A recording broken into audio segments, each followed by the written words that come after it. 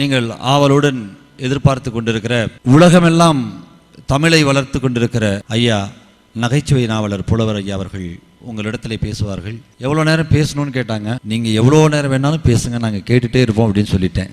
அந்த அளவுக்கு, ஏன்னா அவருடைய பேச்சுக்கெல்லாம் நமக்கு இன்னைக்கு நேரடியாக, நான் சன் டிவிலையும் யூடியூப்லையும் பார்த்துட்டு இருந்த அந்த பேச்சு இன்னைக்கு நேரடியாக கேட்கணுங்கிறது நமக்கு கொடுத்துருக்கக்கூடிய மிகப்பெரிய வரம். சர்வதேச நகைச்சுவையாளர் மன்றம் முதலாக கிழக்கே உதிக்கும் சூரியனாய் கூடலூரிலே உதித்திருக்கிறது.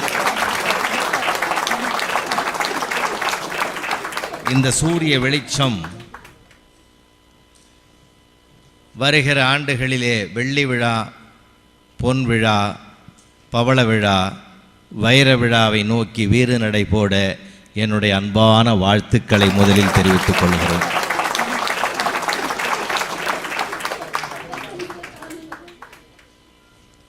இந்த மன்றம் தொடங்குவதற்காக ஒரு சுதந்திர தின விழாவிலே ஒருமைப்பாட்டு உணர்வை வலுப்படுத்துகிற வகையில் தம்பி அருண்குமார் மணி ஒருங்கிணைந்து ஒரு நல்ல ஒரு நிகழ்வை இன்றைக்கு முதலாக தொடங்கியிருக்கிறார்கள். மற்றவர்களை மகிழ்விக்கின்ற ஒரு பெருமைக்குரிய விஷயம் இது.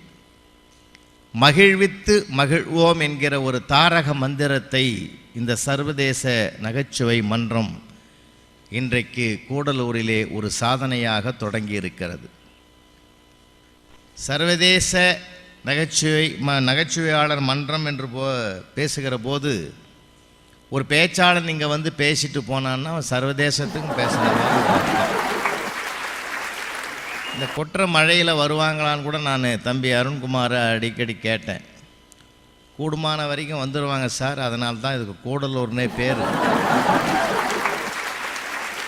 அப்படின்னாரு. அது மாதிரி வந்திருக்கீங்க, ரொம்ப சந்தோஷம். உண்மையிலேயே இந்த மழையிலையும் மழையை பொருட்படுத்தாமல் அக்கறையோடு ஆர்வத்தோடு வந்திருக்கிறீங்கன்னா உண்மையான நகைச்சுவையை எதிர்பார்க்கிற நகைச்சுவையாளர்கள் நீங்கள் தான்.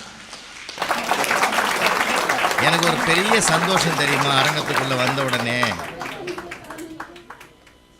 நான் பேசினா யாருமே போக மாட்டேங்கிற ஒரு நம்பிக்கை. ஏன்னா வெளியில் மழை பெய்யுது. அந்த நம்பிக்கையோடு நாங்கள் பேசலாம். இதில் ஒரு ஆச்சரியத்தை சர்வதேச நகைச்சுவையாளர் மன்றம் ஒரு சாதனை ஆக்கி இருக்கிறது. நான் கடந்த 30 ஆண்டுகளாக உலக நாடுகளுக்கு போய் வந்துட்டேன். ஒரு 3 நாடுகளை தவிர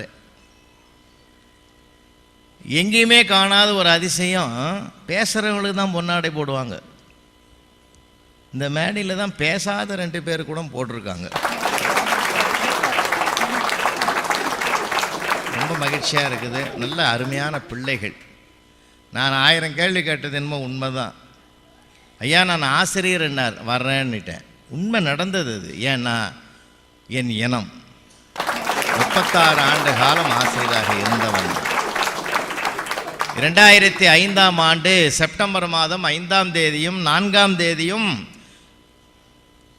உலகத்திற்கேயே இந்தியாவை வல்லரசு நாடு என்று அறிவித்த அறிவிப்புக்கு சொந்தக்காரருடைய அருகிலே ராஷ்டிரபதி பவனிலே ஐயா கூட நான் மேதக அப்துல் கலாம் கூட 2 நாள் இருந்தவன். வாழ்க்கையிலே மறக்க முடியாத பொன்னாள். என் துணைவியாரும் வந்திருந்தாங்க. அகில இந்திய அளவிலே தேசிய விருது அந்த மாமனிதருடைய பொற்காரத்தால் பெற்றவன். அதனால் எந்த இடத்துல ஆசிரியர்னு சொன்னாலே போதாங்க, நான் நிற்பேன். அது யார் எவருன்னு பார்க்கவே மாட்டேன். ஏன்னா உலகத்தில் ஆண்டவனுக்கு அடுத்தவங்க அவங்க தான். அதுவும் இந்த தொடக்கப்பள்ளி பிள்ளைகள் கூட அந்த டான்ஸ் ஆடினாங்க. ரொம்ப நாள் அந்த இந்த மூவண்ண கொடியில் பிள்ளைகள் ஆடினாங்களே, பிரமாதமாக நகரத்தில் கொடுக்குற பயிற்சியை விட அருமையாக இருந்தது. உண்மையில் நான் நிகழ்ந்து போனேன். அது அசோக சக்கரம் போட்டிருந்த பொண்ணு இந்த நீல ட்ரெஸ் ஒன்று போட்டிருந்தது. அது சக்கரம் சுற்றுற மாதிரியே சுற்றுச்சு. கொடியில் தான் சக்கரம் சுற்றுவோன்னு பார்த்தோம், உடையை போட்டுக்கிட்டு சக்கரமாக சுற்றுச்சு. ரொம்ப அழகாக, எல்லாமே ஈக்குவல், ஒன்றுக்கு வாங்கலே கிடையாது. அந்த 5 பேரையும் செலக்ட் பண்ணி பயிற்சி கொடுத்த ஆசிரியர்களும் நான் பாராட்டுறேன். ஃபேண்டாஸ்டிக். உண்மையில் நல்ல பெருமையாக இருந்தது எனக்கு. நான் சென்னையின் மையப்பகுதியில் இருக்கிறவன், நகரத்தில் இருக்கிறவன். அடிக்கடி சேகரன் சார்லாம் நிறைய நிகழ்வுகளை பார்த்து ரசித்தவர். மியூசிக் அகாடமி பக்கத்தில் தான் ஒரு வீடு. ஆனாலும் கூட அந்த நிகழ்வை அந்த பிள்ளைகள் நடிக்க அந்த அந்த டான்ஸ் பார்த்து ரொம்ப சந்தோஷப்பட்டிருந்தாங்க. அதனால் எண்ணிக்கையில் அதிகமானவரிடத்தில் பேசுவதை விட எண்ணத்தில் வலிமையானவரிடத்தில் பேசுவது ஒரு சுகமான பயணம் என்பதனாலே ரொம்ப மகிழ்ச்சியாக இருக்குது. இது ஒரு தொடக்க விழான்னும் போது ஒரு கன்னி முயற்சி. இந்த முயற்சியிலேயே இந்த ஒருங்கிணைப்பாளர்கள் வெற்றி பெற்றதாகத்தான் நான் கருதுகிறேன். காரணம், இடைவிடாத மழையிலும் விடாமல் இதை தொடர்ந்து செயல்படுத்துகிறாங்க. தொடங்கிய காரியத்தை தொடர்ந்துட்டாங்க, அவ்வளோதான். பெரிய விஷயம் இது. வந்திருக்கிற அத்தனை பேருக்கும் என்னுடைய அன்பான வாழ்த்துக்கள், வணக்கங்கள். ஏறத்தாழ நான் 133 திருக்கோவில்களுடைய கும்பாபிஷேக வர்ணனையை நான் செய்தவன். அந்த வாயோடு உங்களை நான் வாழ்த்துகிறேன். இது ஆள் போல் வளர்ந்து அருகுபோல் வேரோடி கூடலூருக்கே ஒரு பெருமை சேர்க்கிற வகையில் இந்த மன்றம் வளர வேண்டும் என்று என்னுடைய வாழ்த்துக்களை. இப்போ எனக்கு ஒரு மணி நேரம் பேசணும்னாங்க. சில நேரங்களில் நாங்கள் கேட்போம் எவ்வளோ நேரம் பேசணும்னு. நீங்கள் எவ்வளோ நேரம் வேணாம் பேசுங்க சார், ஒரு 20 நிமிஷம் நாங்கள்லாம் போயிடுவோம்னு. இப்போ நம்ம யாருக்கு பேசுறது? ஒன்று மட்டும் ஞாபகம் வச்சுங்க, இது நகைச்சுவை மன்றம்ன்றதுனால நாங்கள் சொல்கிற ஹியூமருக்கு உடனே சிரிச்சிருங்க தயவு செஞ்சு. ஏன்னா அப்படி சொல்ல வேண்டியதாக இருக்குது இப்போ. ஏன்னா மதுரைக்கு பக்கத்தில் ஒரு வில்லேஜில் போய் நாங்கள் ஹியூமருக்கு நகைச்சுவை மன்றம் தொடங்கி நான் நகைச்சுவை அப்போ தான் சொல்கிறேன். ஒரு அம்மா எதிரில் அப்புறம் அவ்வளோதாங்க, எனக்கு அடுத்தது வரல. ஆனால் எங்களுக்கு இயல்பாக எது எப்படி தோன்றுச்சுன்னு கேட்டிங்கன்னா, நான்லாம் கிராமத்தில் பிறந்து வளர்ந்தவம்மா. கிராமத்தில் பிறந்து வளர்ந்தவன். எங்களுக்கு இந்த கிராமிய வாழ்க்கையெல்லாம் ரொம்ப பிடிக்கும். இந்த குழந்தைகள் நிறைய பேர் இங்கே இருக்கிறதுனால சொல்கிறேன், உங்களை பற்றி தான் இன்றைக்கி பேசவே போகிறேன். நாங்கள்லாம் சின்ன பிள்ளைகள் இருக்கிற போது எங்களுக்கெல்லாம் ரொம்ப ஆனந்தமாக இருக்கும். இப்போல்லாம் அதெல்லாம் போச்சு. இங்கே ஒரு வேளை கூடலூரில் இருக்குதோ இல்லையோ, பம்பரம் விளையாடுறது, கோலிகுண்டு விளையாடுறது, பட்டாம்பூச்சி பிடிக்க ஓடுறது, பொன்வண்டை பிடிக்க ஓடுறது, இரவிலே வருகிற மின்மினி பூச்சிக்கு எவன் வெளிச்சத்தை வச்சான்னு ஆச்சரியப்படுறது, தீக்குச்சிகளை எடுத்த வத்திப்பெட்டியில் நூல் கோத்து மாடியில் ஒருத்தன் பேச கீழே ஒருத்தன் அலோ நல்லா கேட்குதுன்னு சொல்கிறது, இந்த கற்பனை காலம்லாம். ராத்திரியில் ஒரு தமிழ் புஸ்தகத்தில் 3ஆம் கிளாஸ் படிக்கிற போது 2 மணிக்கு எழுந்து பார்ப்பேன். 10 நிமிஷம் பார்த்துட்டு போய் படுத்துவேன். 3 மணிக்கு எழுந்து பார்ப்பேன். 10 நிமிஷம் பார்த்து படுத்துக்குவேன். 4 மணிக்கு எங்கள் அம்மா 10 நாளாக பார்த்துட்டு என் புள்ள ஸ்டேட் ஃபஸ்ட்டு வந்தாலும் வந்துடுவான். 3ஆவதுல அதுக்கு கற்பனை அதிகமாக போய் பக்கத்து அம்மா கேட்டு எதை வச்சு சொல்கிறேன்னு 2 மணிக்கு படிக்கிறான், 3 மணிக்கு படிக்கிறான், 4 மணி. நான் அதுக்காக எழுந்தேன். நான் வச்ச மயிலிறகு குட்டி போட்டு தான் நான் பார்க்க போய் அது குட்டியும் போடலை, ஒன்றும் போடலை. 12ஆவது நாள் பார்க்குறேன், அது குட்டி போட்டுக்குது. அது எப்படா போட்டுக்குங்க, வேறு ஒன்றும் இல்லை, என் துன்பத்தை கண்டுபிடிச்சேன் எங்கள் அம்மா. அதில் கொஞ்சம் புட்டு பக்கத்தில் வச்சிட்டா. ஒன்று ஞாபகம் வச்சுங்க, அடுத்தவர் மனதில் என்ன துன்பம் இருக்கிறது என்பதை ஆண்டவனால் கூட அறிய முடியாது, பெற்ற அம்மாவால் மட்டும்தான் அறிந்து அதற்கு தீர்வு காண முடியும். உண்மைங்க நான் சொல்கிறது, விளையாட்டுக்கு இல்லை, வேடிக்கைக்கு இல்லை. என்ன அழகாக எங்கள் அம்மா இடத்துல நான் பயிற்சி பெற்றேன்னு தெரியுமா? அதே மாதிரி அடுத்தது, அதனால தான் மாதா பிதான்னா. அப்புறம் அடுத்தது குரு. எனக்கு ஒரு ஆசிரியர் கோவிந்தசாமி செட்டியார்னு பேர், ரொம்ப உயரமாக இருப்பார். அவர் மறக்கவே முடியாது, உண்மையிலே மறக்க முடியாதுங்க. அவ்வளோ அற்புதமான அறிவாளி, சமயோசித ஞானி அவர். சித்திரை மாதம் கோடை வெயிலில் வீட்டுக்கு போய் சாப்பிட்டுட்டு மத்தியானம் வீட்டுக்கு வந்தார், ஸ்கூலுக்கு வந்தார். அப்புறம் ஓராசிரியர் பள்ளி, அவர் வந்தால் பள்ளிக்கூடம் வரலன்னா லீவு. நாங்கள் எல்லாம் போய் உட்காந்துருப்போம். 1ஆம் கிளாஸ்லேருந்து 5ஆம் கிளாஸ் எல்லாம் ஒன்றா வச்சு இவனுக்கு தனியாக பிரித்து போகிறேன், அவனுக்கு தனியாக அப்படின்னு நடத்துவார். அப்படின்னு ஒரு நல்ல வாத்தியார் அவர். அப்படி வர்றவர் என்ன பண்ணார், ஐயா உடம்பு சரியில்லடா, என்னடா பாடம் பீரியடுன்னார். சயின்ஸு சாருன்னா என்னடா பாடம்னார், மனிதன் பாடம். சரி படிங்கடா அதை வரேன்னு சொல்லிட்டு சட்டையை ஊற்றுட்டு பனினை ஊற்றுட்டு அப்படி கட்டை பெஞ்சில் அப்படி ஓரமாக படுத்தார். அப்போல்லாம் கிராமத்துக்கு என்ன வரும், அதிகாரிங்க ஜீப்பு தான் வரும். டெப்டி இன்ஸ்பெக்டர் ஜீப்பில் நிற்கிறார். சத்தம் கேட்ட உடனே இதுதான்றது தெரியும் அவருக்கு, வேறு யாரும் வர போகிறதில்ல. ஜேபு சத்தம் காட்டினா ஆட்டோமேட்டிக்காக எழுந்து வந்தார். வேஷ்டி 4 மணி வேஷ்டி, கட்டின வேஷ்டியோடு எங்கள் எதிரில் நின்னார். ஒன்றுத்துக்கும் அவர் பயப்படல, அஞ்சலை, ஆச்சரியப்படலை. அப்படியே எங்களை பார்த்தாரு. டேய் கவனிங்கடா, ஏழுமலை அங்கே பாரு, இதுதான்டா வயிறு, எத்தனை தடவை சொல்கிறது உனக்கு, இது விலா எலும்பு, நுரையீரல், இருதயம்னு பாடம் நடத்தினார். அப்படி உள்ள வலது காலை வச்சு டெப்டி இன்ஸ்பெக்டர் அப்படி ரிவர்ஸில் போய் ஜீப்பில் போய் உட்காந்து கண் கலங்கி உட்காந்துனா டிரைவர் கேட்குறான், ஏன் கண் கலங்குறீங்க, என்ன விஷயம், என்ன ஆச்சு, என்னாச்சு? அந்த தெய்வத்தை கூப்பிடுன்னாரு. யார்? எங்கள் ஆசிரியர். அவரை கூட்டும் போய் விட்டது. அவரும் ஒன்றும் தெரியாத மாதிரி பவ்யமாக போய் நிற்கிறாரு. உனக்கு தான்யா இந்த வருஷம் நேஷ்னல் அவார்டே, உனக்கு தான்யா. ஏன்னா எதுக்கு கேட்குறேன்னா, நம்ம சுற்றி இருக்கிற பாதகத்தை கூட எவன் ஒருவன் சாதகமாக்கி கொள்ளுகிறாரோ அவன் தான் சரித்திரம் படைப்பானே தவிர, அதனால் ஒன்றும் பயப்படக்கூடாது. அதுக்கெல்லாம் அச்சப்படுவதும் ஆச்சரியப்படுவதும் கூடாது. அதை எனக்கு இளமையிலே சொல்லி கொடுத்தவர் எங்கள் ஆசிரியர். என்ன அழகு தெரியுமா? அப்போல்லாம் ஏதோ ஆவின் பால் பாயிட்டும் அந்த பாயிட்டும் இந்த பாயிட்டும் ஒன்றும் கிடையாது. எல்லாம் பசுமாடு எருமை மாடு பால் தான். ஆலமரத்துக்கு கீழே 300 மாடுகளை மடக்கி வச்சுட்டு எங்கள் ஊர் கோனார் வந்து பால் கறந்து கேனாக வைப்பார். நாங்கள்லாம் 4:30 மணிக்கு பாத்திரத்தை தூக்கும் போவோம். எங்கள் வாத்தியார் அவர் அதே கோன் சமைச்சிட்டு அவரும் வருவார். அவரும் ஒரு பெரிய பாத்திரம் தூங்கினா நானும் என் ஃப்ரெண்டெல்லாம் ஓரமாக போயிடுவேண்டே, சார் வராறான்னு பாலவகெல்லாம் கறந்து வச்சுட்டு பால்கார அனௌன்ஸ் பண்ணார் பாருங்க. அற்புதமான மனிதன். உலகத்திலேயே அவனை மாதிரி அறிவாளி யாரும் கிடையாது. எருமையெல்லாம் அந்த லைனில் நின்று பசுலாம் இப்படி வாங்குவார். எங்கள் ஹெட்மாஸ்டர் தான் எருமையில் முதல்ல போய் நிற்பார். நாங்கள் 2 பேரும் பேசிக்குவோம், நானும் என் ஃப்ரெண்டு. என்னடா இப்படி அவர் போய் நிற்கிறாரு? இல்லைடா அவன் சொல்லுமா, அவர் வெளியிலடா நம்ம கிளாஸில்டான்னுவான். அதாவது என்ன அழகு, ஒரு ஆனந்தம். அப்போல்லாம் சினிமா தேட்டர் அது இதெல்லாம் நான்லாம் நிறைய சினிமா பார்த்துருக்கேன் சின்ன வயசில். எப்படி எனக்கு டிக்கெட் வாங்குற வரைக்கும் என்னை ஃப்ரீயாக கூப்பிட்டு போனாங்க. எனக்கு என்றைக்கு டிக்கெட் கேட்டானோ அன்றைக்கிலேருந்து சினிமா பார்க்கறது கட்டப்பழங்கட்டான்னு நிறுத்திட்டாங்க. ஆமாங்க, எங்கள் பாட்டி அப்படியே சொல்லிச்சு, சினிமாலாம் பார்க்கக்கூடாதுன்னா நீ வளர்ந்துட்ட, இனிமேலாம் பார்க்கக்கூடாது. டிக்கெட்டு கேட்குறாங்க, அது வேறு விஷயம். அதனால தான் எங்கள் பையன் கூட அங்கே இந்த சினிமா போஸ்டரை ஒட்டி தள்ளி போவான் பாருங்கள். அவங்க கூட அழகான ஒரு அனௌன்ஸ்மெண்ட் பண்ணுவான் தெரியுமா உங்களுக்கு?